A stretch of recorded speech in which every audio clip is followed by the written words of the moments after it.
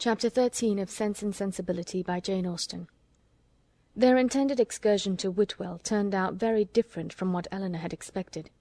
She was prepared to be wet through, fatigued and frightened, but the event was still more unfortunate, for they did not go at all. By 10 o'clock the whole party was assembled at the park, where they were to breakfast.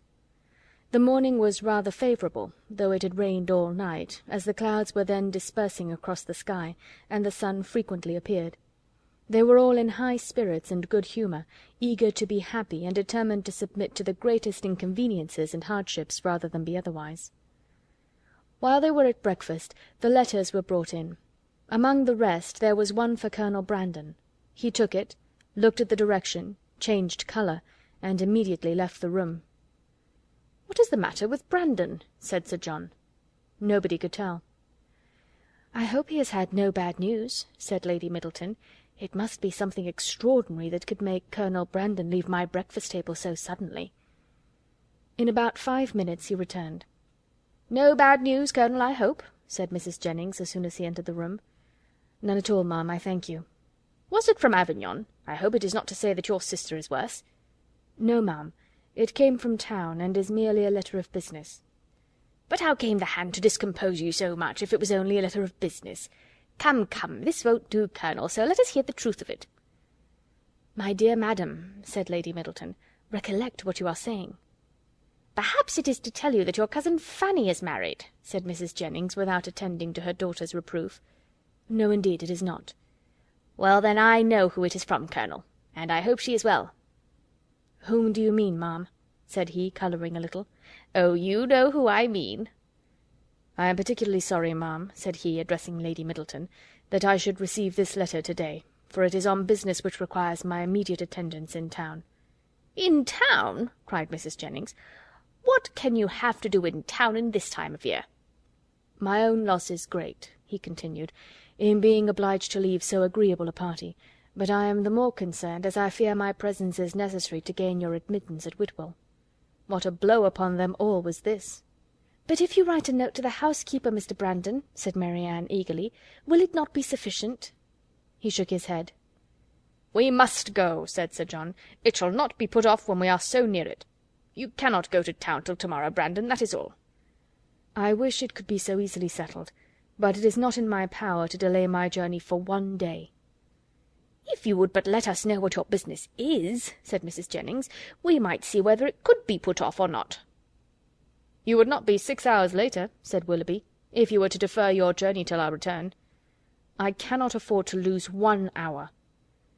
Elinor then heard Willoughby say, in a low voice to Marianne, "There are some people who cannot bear a party of pleasure. Brandon is one of them. He was afraid of catching cold, I dare say, and invented this trick for getting out of it. I would lay 50 guineas the letter was of his own writing." "I have no doubt of it," replied Marianne. "There is no persuading you to change your mind, Brandon, I know of old," said Sir John, "when once you are determined on anything. But, however, I hope you will think better of it. Consider!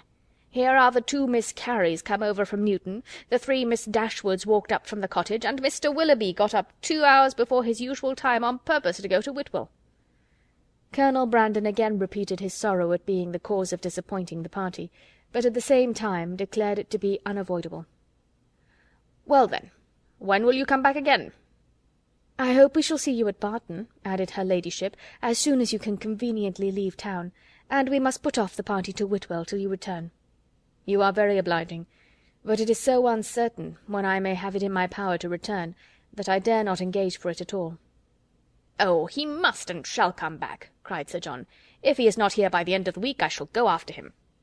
"Aye, do so, Sir John," cried Mrs. Jennings, "and then perhaps you may find out what his business is." "I do not want to pry into other men's concerns. I suppose it is something he is ashamed of." Colonel Brandon's horses were announced. "You do not go to town on horseback, do you?" added Sir John. "No, only to Honiton. I shall then go post."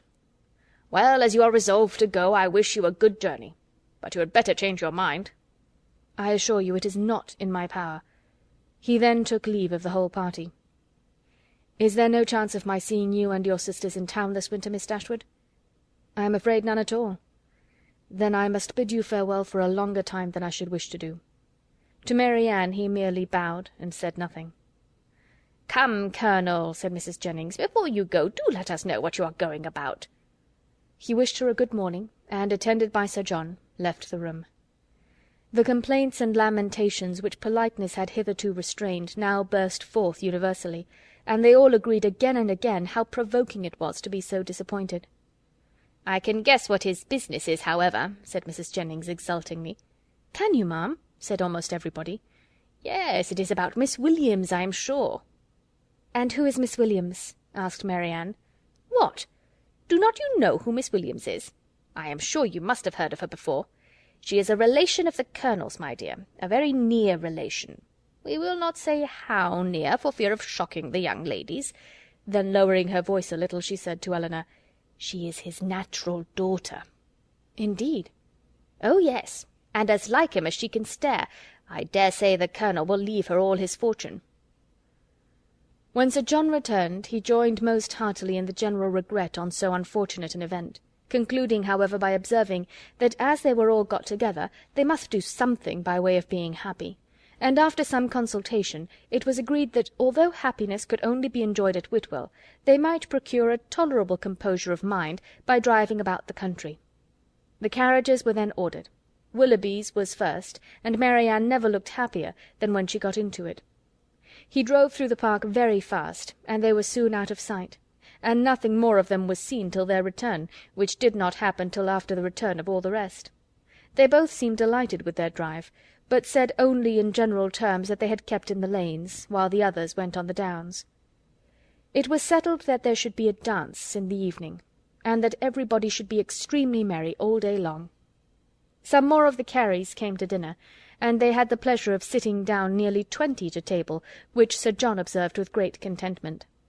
Willoughby took his usual place between the two elder Miss Dashwoods. Mrs. Jennings sat on Eleanor's right hand, and they had not been long seated before she leant behind her and Willoughby, and said to Marianne, loud enough for them both to hear, "I have found you out in spite of all your tricks. I know where you spent the morning."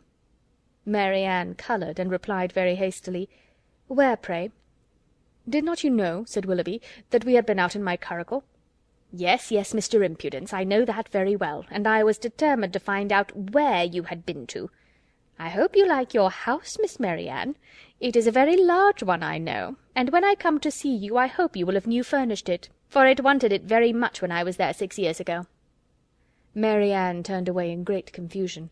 Mrs. Jennings laughed heartily, and Eleanor found that in a resolution to know where they had been, she had actually made her own woman inquire of Mr. Willoughby's groom, and that she had by that method been informed that they had gone to Allenham, and spent a considerable time there in walking about the garden, and going all over the house.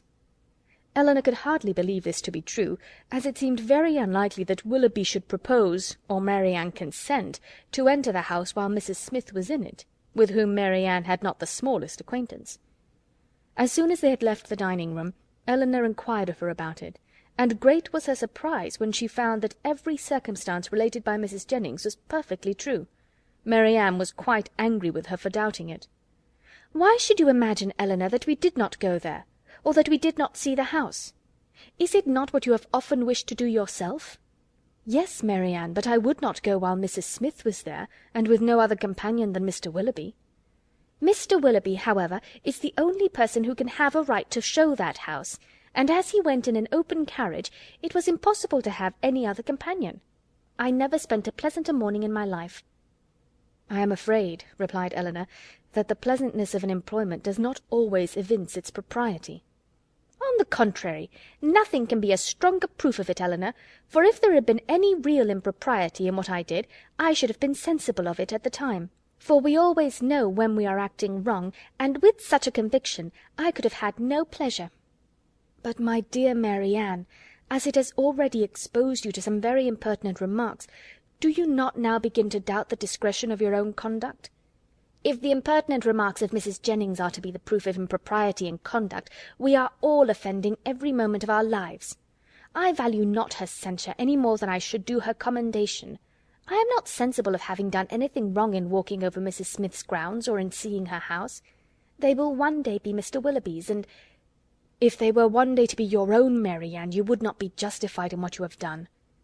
She blushed at this hint, but it was even visibly gratifying to her, and after a 10 minutes' interval of earnest thought, she came to her sister again, and said with great good humour, "Perhaps, Eleanor, it was rather ill-judged in me to go to Allenham, but Mr. Willoughby wanted particularly to show me the place, and it is a charming house, I assure you.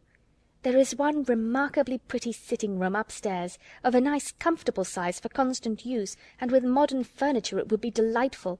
It is a corner room, and has windows on 2 sides. On one side you look across the bowling green behind the house, to a beautiful hanging wood, and on the other you have a view of the church and village, and beyond them of those fine bold hills that we have so often admired. I did not see it to advantage, for nothing could be more forlorn than the furniture, but if it were newly fitted up, a couple of £100, Willoughby says, would make it one of the pleasantest summer-rooms in England."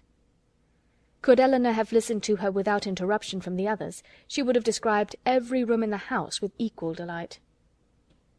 Chapter 13